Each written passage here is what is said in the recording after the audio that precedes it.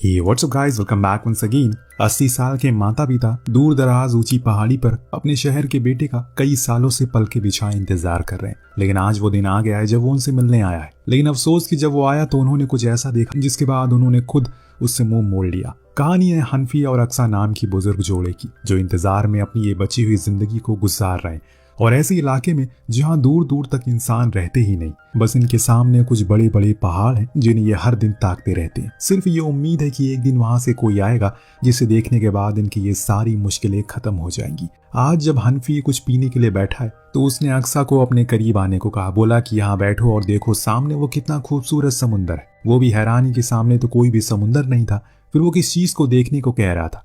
दरअसल फक्सी उसे ये समझाने की कोशिश कर रहा था दरअसल हनफी उसे ये समझाने की कोशिश कर रहा है कि अगर तुम किसी भी चीज को साफ नीयत से मन ही मन सोचो तो वो तुम्हें खुद के करीब महसूस करवा देती है। वो दोनों उस समुंदर को महसूस करने लगे। यहाँ वो पिछले 18 सालों से रहते हुए आ रहे। इनके पास कुछ भेड़ बकरियां हैं, थोड़ी सी जमीन है।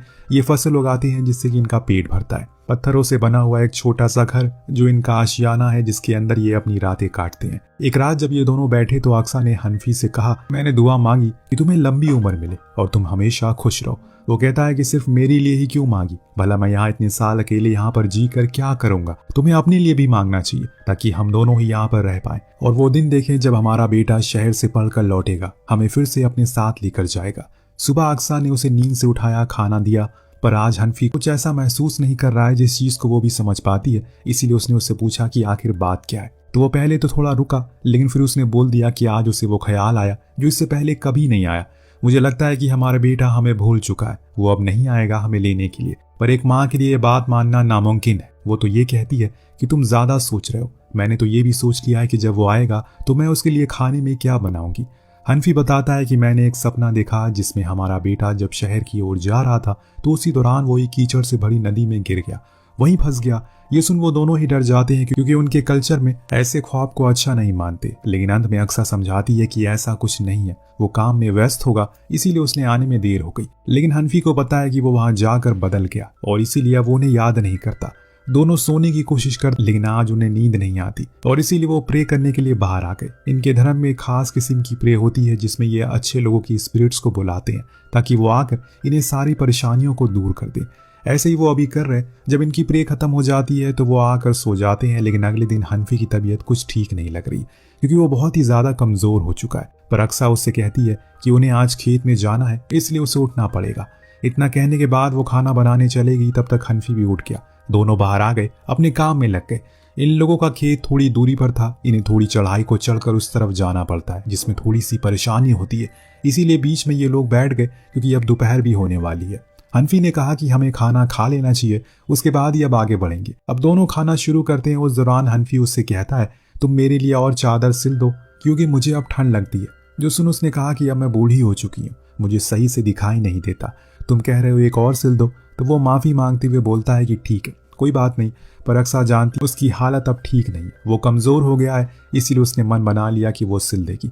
दरअसल ये लोग खेती के साथ साथ भेड़ों के ऊन भी निकालते हैं जिनसे ये कपड़े सिलते हैं। फिर जब ढेर सारे गर्म कपड़े हो जाते हैं तो कुछ लोग आकर उन्हें ले जाते हैं। अब जब ये लोग ऊन को सही कर रहे थे तो उस दौरान फिर से हनफी ने वही कहा जो उस दिन उसने कहा था कि उनका बेटा अब नहीं आएगा। लेकिन आज उसने कुछ और बातें भी कही जो अक्सा को अच्छी नहीं लगी। दरअसल जब इनका बेटा अक्साई इनके साथ रहता था तो उसने अपने पिता से कहा कि उसे उनकी भाषा को बोलने में शर्म आती है क्योंकि वो उनसे गरीबी का एहसास दिलाती है। इसीलिए वो बहुत ही जल्दी इन चीजों से दूर जाना चाहता है। मुझे लगता है कि वो सच में हमसे बहुत दूर चला गया है और कभी नहीं आएगा। अक्सा को बुरा तो लगा और उसका दिल भी टूटा, लेकिन फिर भी उसे ये पता है कि वो आएगा। उसे ये हवा यहाँ खींच कर जरूर लाएगी। इसके बाद ये लोग कूका की पत्तियों को जबाते हैं। ऐसा करके उन्हें ठंड और कमजोरी से राहत मिलती है। इसी दौरान अक्सा ने कहा उसने आज सपना देखा जिसमें वो अपने बेटे के साथ थी और उसे पूरा भरोसा है कि वो जरूर आएगा।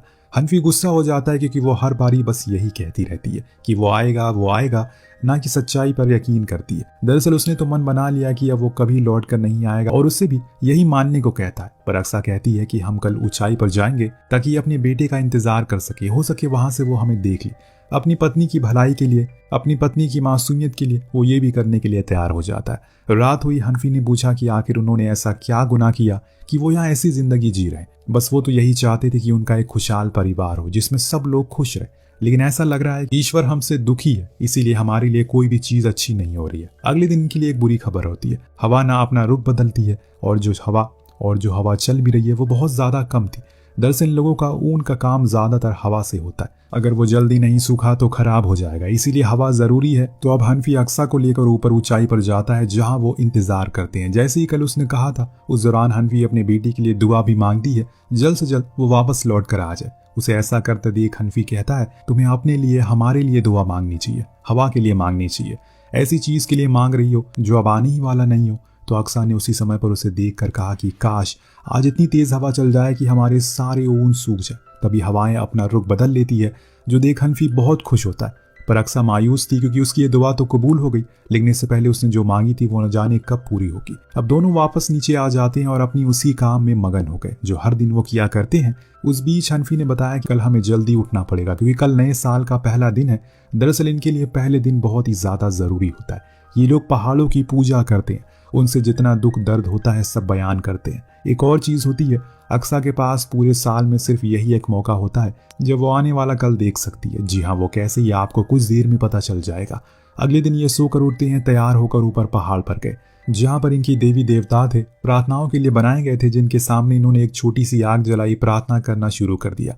उनका बीता साल बहुत अच्छा गुजरा, कुछ परेशानियां थी लेकिन उन्होंने उससे भी अच्छे से गुजार दिया। आने वाला साल और भी अच्छा हो। दूसरी चीज मांगी कि उन दोनों की उम्र लंबी हो और वो किसी को भी कोई बीमारी ना हो। तीसरी थी कि उनकी भेड़ बकरियों की संख्या बढ़ती जाए ताकि वो हमेशा ऐसे ही आबाद रहे। अंत में उसने अपने बेटी के लिए दुआ की कि वो शहर में खुश रहे और जल्दी हो सके वो यहाँ वापस आ जाए। इसके बाद अक्सा आने वाला कल देखने के लिए उन छोटे पत्थरों को हटाती है। तभी उसने कुछ ऐसा देख लिया जिससे वो पीछे हट गई। ये देख उसने उससे पूछा, आखिर ऐसा उसने क्या देखा तुमने? तो उसने बताया कि इस साल कुछ बहुत बुरा होने वाला है। हमारे शरीर के आसपास मौत मंडरा रही है, लेकिन वो किसे अपने साथ लेकर जाएगी ये देखने से पहले ही मैंने मुंह फेर लिया। अब ये सुनकर हनफी दुखी हो गया, रोते हुए अपनी ईश्वर से कहने लगा कि उसे इतनी जल्दी ना उठाए, बस एक और बार उसे अपनी बेटी से मिलने दे। हनफी को पता है कि वो बीमार है और वो मौत उसी का इंतजार में आई है। यहाँ पर मरने से पहले वो अपने बेटे के चेहरे को एक बार देखना चाहता है, बस यही उसकी आखिरी ख्वाहिश है। अब प्रार्थना पूरी होने के बाद ये दोनों ही अपने घर लौट आते हैं, लेकिन रात होने में इनके सामने कई सारी परेशानियां आती है। हनफी देखता है कि माचिस की तीलियां खत्म हो चुकी है, सबसे बड़ी चीज की केरोसिन ऑयल भी खत्म हो गया है। इनके बिना जो गुजारा करना बहुत मुश्किल हो जाएगा। इतने में बारिश का पानी घर में टपकने लगता है क्योंकि छत अब कमजोर पड़ चुकी है। ये देख हनफी मायूस हो जाता है और परेशान होकर कहता है कि अब ये काम उसके बस का नहीं है, मेरा शरीर अब जवाब दे देता है। ये सुनकर अक्सा भी दुखी हो गई, पर क्या करे, उन्हें करना तो पड़ेगा क्योंकि यहाँ उनके अलावा कोई और है ही नहीं। सुबह होने पर हनफी घर की छत पर कुछ झाड़ियां रख देता है जिससे वो पानी तो सूख सके और नीचे ना टपके, लेकिन मौसम लगातार खराब होता जा रहा है। अभी तो परेशानियों का सैलाब आना शुरू हुआ है। लगता है कि अक्सा ने जो उस दिन देखा था वो सच में सच होने वाला है। सोने से पहले हनफी ने अपने कुत्ते से कहा कि तुम्हें भेड़ियों को आने से रोकना है क्योंकि यहाँ पर मैंने कुछ भेड़ियों को मंडराते हुए देखा है, वो हमारे भेड़ों के पास ना जाए। हनफी का कुत्ता बहुत ही वफादार था, इसीलिए वो चुपचाप जाकर वहीं बैठ गया और देखभाल करने लगा। अंदर जाकर हनफी ने अक्सा से कहा कि उसे कल सुबह शहर जाना होगा क्योंकि उनके पास गुंजाइश ही नहीं है कुछ दिन और इंतजार करने की। पर अक्सा उसे रोकती है क्योंकि शहर तक का सफर बहुत ही ज्यादा कठिन है और ऐसे कमजोरी वाली हालत में जाना सही नहीं होगा।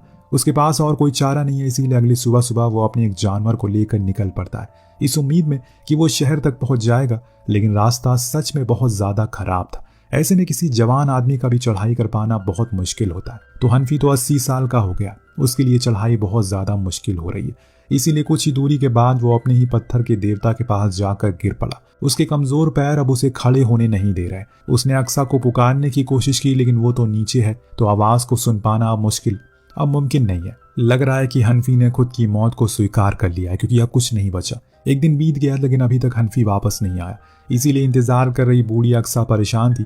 वो बार बार घर के बाहर आकर देखती कहीं वो आ तो नहीं गया, लेकिन अभी तक उसका कोई अता पता नहीं है। इसीलिए जब उसका इंतजार का सब्र का बांध टूट गया, उसने खुद फैसला किया कि वो ऊपर जाएगी। हालांकि इस दौरान तेज बारिश हो रही थी, लेकिन अपने प्यार के लिए वो ऊपर गई।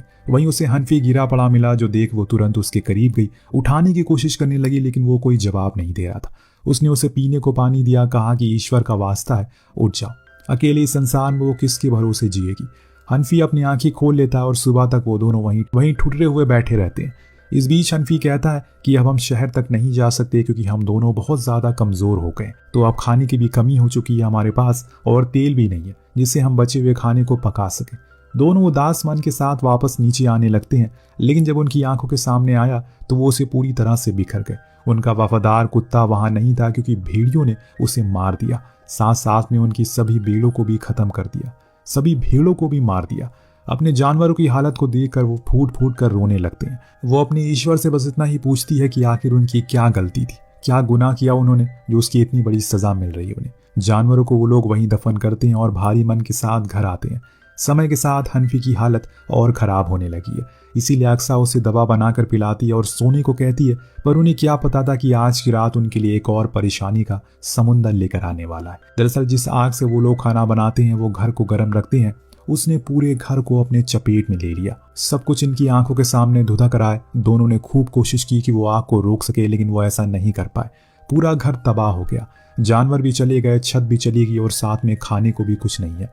इन चीजों को देखकर आज पहली बार हनफी रोता है, उसकी आंखों में आंसू होते हैं। बस वो इतना ही बार बार कह रहा था कि आखिर उनकी क्या गलती है, कभी किसी का तो उसने इतना बुरा नहीं किया, फिर उनके साथ ये क्यों हो रहा है। उसने जब अक्सा की ओर देखा तो उसे बहुत ही ज्यादा दया आई, क्योंकि सिर्फ उसके कहने पर वो यहाँ आई थी उसके साथ रहने के लिए और हमेशा उसका साथ दिया, हर परेशानी में उसके साथ खड़ी रही, इसीलिए आज वो उसका शुक्रिया कहता है। अक्सा उसे चुप करवाती है और कहती है कि हम दोबारा घर को बनाएंगे, और ऐसा तो नहीं है कि एक बार चीज टूट जाए तो उसे दोबारा जोड़ा नहीं जा सकता, जरूर हम इसे दोबारा बनाएंगे, बस मुझे तुम्हारा साथ चाहिए। लेकिन कहीं ना कहीं अंदर से अक्सा को भी ये पता चल चुका है कि अब कहानी खत्म हो गई है, क्योंकि इनके पास खाने को कुछ नहीं है, जिसके चलते हनफी की तबीयत दिन ब दिन खराब होती जा रही है। वो गिरता जा रहा है, पर अक्सा हर बारी उसे उठाने की कोशिश करती है, उसके लिए जो भी बन पाता है वो करती है। लेकिन एक दिन वो गिर गया, आंखें धीरे धीरे बंद होने लगी उसकी। अक्सा ने रोते हुए कहा कि ईश्वर का वास्ता है, मुझे अकेले छोड़कर मत जाओ। लेकिन तब तक हनफी जा चुका था, उसकी मौत हो गई थी। उसकी मौत उसे लेने के लिए आ गई थी, जो उसे ले जाते हुए कह रही होगी कि कितना बदनसीब बाप है, अपनी बेटी की शक्ल तक देखने को इसे नसीब नहीं हुई। यही तो हनफी की आखिरी ख्वाहिश थी। लेकिन धुतकार ऐसी औलाद पर जो अपने माँ बाप को अकेले छोड़कर चले जाते हैं सिर्फ एक अच्छी जिंदगी के लिए। ये वो भूल जाते हैं कि उनकी जिंदगी इसीलिए है क्योंकि उसके माँ बाप है, वरना वो तो इस दुनिया में आ ही नहीं होते। इकलौते सहारा हनफी के जाने के बाद बेचारी अक्सा अब वीराने में एकदम अकेली पड़ गई है। कोई भी नहीं है उसके अब कोई भी उसके आगे पीछे नहीं है जिसके सहारे से वो खुद को जिंदा रख सके।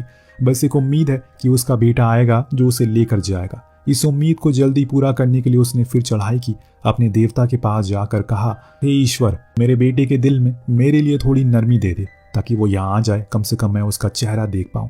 अपनी मौत से पहले उसने बस आज इतना ही मांगा और कुछ नहीं मांगा। अक्सा के पास सब कुछ नहीं है, न खाना, न छत, न पहनने को एक्स्ट्रा कपड़े। ये कहानी यहीं खत्म हो जाती है, पर अक्सा के लिए अभी सफर बहुत लंबा है, क्योंकि ऐसे तन्हाई में तो मौत भी जल्दी नसीब नहीं होती। कहानी में सिर्फ इतना बताने की कोशिश की गई है, जहां आज हनफी और अक्सा खड़े हैं, कल को वहां आप भी खड़े हो सकते हैं। कल को आप भी किसी के माँ और बाप बनेंगे, तो बस उम्मीद करिएगा जो आपने किया वही आपके साथ भी ना हो जाए, क्योंकि जिनकी वजह से आप खड़े हुए थे उनके बड़े कभी खड़े नहीं हो सके। आपको कहानी कैसी लगी हमें कमेंट करके जरूर बताएगा। मिलते हैं अगले वीडियो में। Thank you so much watching.